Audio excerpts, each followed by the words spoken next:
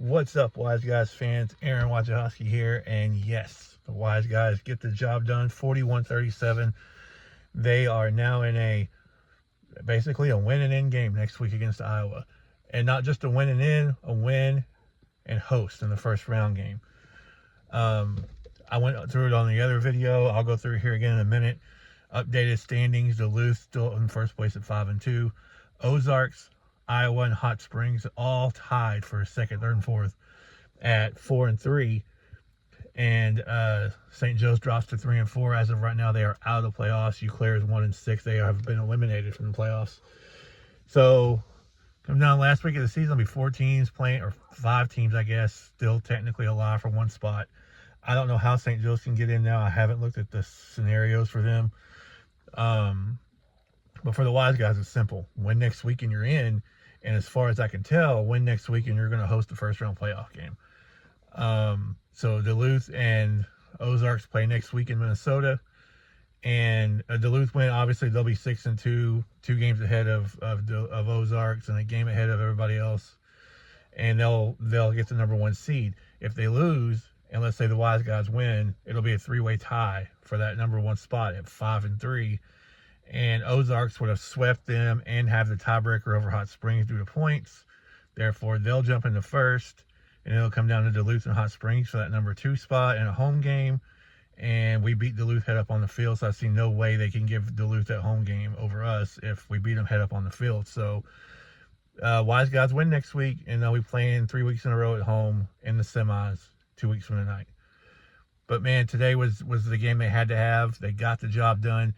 It started off scary. An open and throw off, not landing in the landing zone, so they get the ball at midfield. They go down and score to go up 6-0, and they don't score again for a while. I mean, a while. It's 6-6 at the end of the first quarter. Wise Guys' defense was sensational tonight.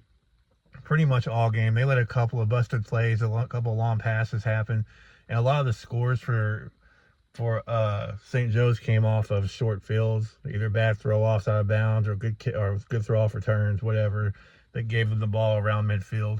That's where a lot of their scoring came from, minus a couple of deep shots that the Wise Guys defense just fell asleep on and let a guy get open behind them. The end of the game was wild. It was 34-24. I believe that was the score at one point. Yeah, 31-24. And they scored to make it 34-30, but they didn't get the 2 that they went for, so it was 34-30. They ended up scoring, going up. They get the ball back and score again, go up 36-34, about a minute and a half to go. Go for 2 they go for 1 and they get it, so it's 37-34.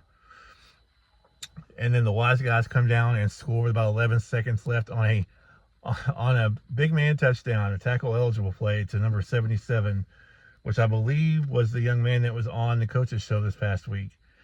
And he was wide open. I mean, just they play faked one way, and he was wide open on the other side for the touchdown. They went for Wise Guys took a 41-37 lead after that, and it was 35-25. That was the score. 35-25 Wise Guys. They scored to make it 35-31. They got they did not get the 2, so it was 35-31. Then they got the ball back and scored to go up 37-35. Wise Guys scored to go up 41-37. The 2-point conversion, they tried to go back to number 77, and he had to just go right off of his hands in the end zone. He almost got a touchdown and a 2-point conversion, which would have been insane. And then they had the ball back, and trying not to be negative, but these announcers were just throwing a fit about the clock when Wise Guys got the ball back with about 1:30 to go and a timeout. It's arena football. It's not outdoor football. It's not a 100-yard field. It's a 50-yard field, and they had the ball around midfield to start. So it was like they got plenty of time. They scored with 10 seconds left. They would have gotten another couple plays if they didn't score there. So, and unfortunately, because they scored with 10 seconds left, St. Joe's had a shot to throw one in the end zone that just went incomplete. They came very close to making a catch in the end zone to win it. Aaron Dilworth, man, just his catching is just absolutely insane. And they did make a good point in the broadcast. He said, hey, we're not used to seeing him run because he makes so many catches in the end zone, diving out of bounds and going over the boards.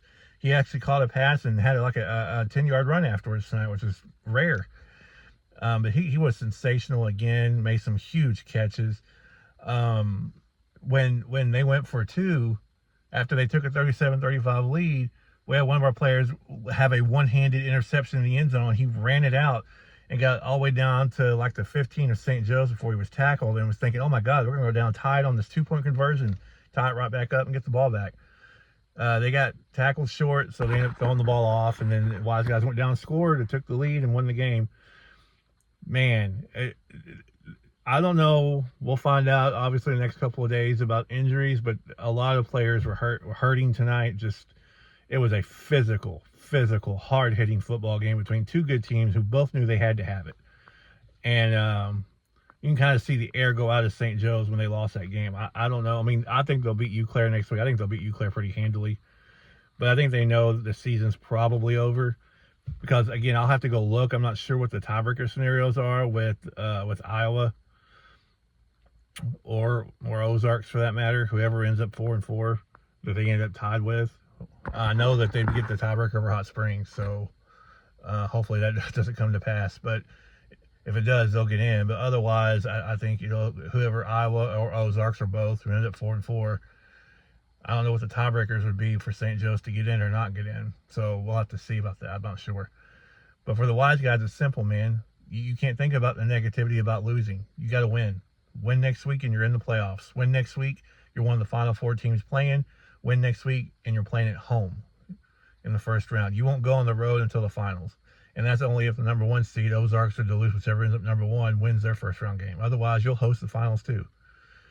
But man, huge win. Congratulations to Coach Baganti. I don't feel like I've talked enough about Jordan Ambrose tonight. He was a warrior. The dude was a warrior. He was taking shot after shot after shot and having to run and make plays on the run, make plays, quick decisions. And for the most part, did a fantastic job. Fantastic job. He played his tail off, as did the whole team, especially on defense. Defense deserves, they're the number one defense in the league for a reason. And after tonight, I know they gave up 37. I think their average will still be good enough. They'll still be the number one defense in the league. And they say defense wins championships, right? So if that's the case, Hot Springs should be in good shape to win this thing. You got to get in first. So win next week and get in, and we'll see what happens. Is it possible they lose to Iowa? Absolutely. Iowa beat them once already. Iowa beat them week 2 and beat them pretty handily. Not as handily as St. Joe's last week, but pretty handily. The thing I am excited about, 1, it's at home. 2, there's so much on the line. And 3, the teams we've lost to, we've got them back. We got them back the next week, except for Iowa. We beat Iowa. We would split with Iowa, St. Joe's, and Ozarks, who was the only 3 teams to beat us, and we split with them. We beat Eau Claire in our one and only game. We beat Duluth in our one and only game. And we got these 3 teams, which we've split with St. Joe's now. We have split with Ozarks. We need to win next week, split with Iowa. And again, get in and all bets are off. It's only a 14 playoff, 2-game playoff. And you get in, you're guaranteed to have a game at home. So congratulations, Wise Guys. Great job. The crowd was really good from what I could tell on TV. Just really pumped up about this one. Huge win. Great get back after last week. No, we didn't beat them by 44 points, but we beat them. That's all that matters. It doesn't matter if you win by 4 or 44, you won the game. And they're in a position now where they need some help to get in, and you don't need any help. You just need to win. Just take care of your own business, and you're in. So Wise Guys have 7 days to rest up and get ready for a good Iowa team who played for the championship last year. I think they were like, I think I saw somewhere they only won like 1 or 2 games last year, but they got in the playoffs because every team made it. There's only 4 teams. They all made it. And they got to the finals and came within a point of beating Duluth.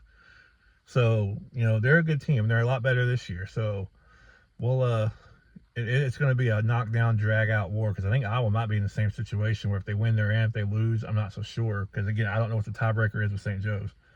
So, they could be in a winning in, losing out game too, just like Hot Springs is. But yeah, once again, final 41-37. Baco's EK Arena was rocking again. Big win for the Wise Guys. Keeps their season alive, keeps their hopes alive for hosting a playoff game. And it's your first year, man. You're going in the final week of the season with a lot to play for. You can't ask for more than that.